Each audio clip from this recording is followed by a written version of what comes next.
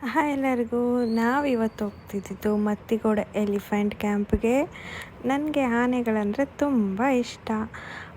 ಇನ್ನೇನು ಕ್ಯಾಂಪ್ ಹತ್ರ ಹೋಗಿದ್ದ ತಡ ಆನೆಗಳ ಹತ್ರ ಓಡಿ ಹೋದೆ. ಅಲ್ಲಿ ನೋಡಿದ ಆನೆಗಳು ತುಂಬ ಚೆಂದ ಇದು ರವಿ ಆನೆ.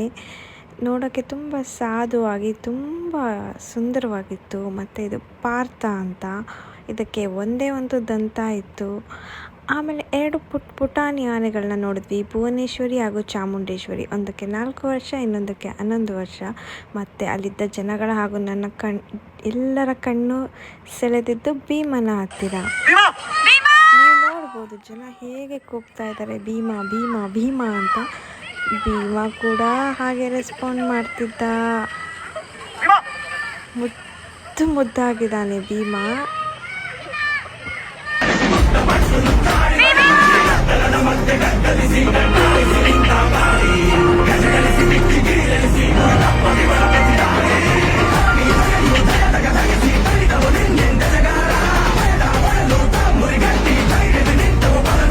ಅನ್ಫಾರ್ಚುನೇಟ್ಲಿ ನನಗೆ ಅಭಿಮನ್ಯುನ ನೋಡೋಕ್ಕಾಗಲಿಲ್ಲ, ಅದು ವಿಶ್ರಾಂತಿ ತಗೊಳ್ತಾ ಇತ್ತು ಅಂತೆ.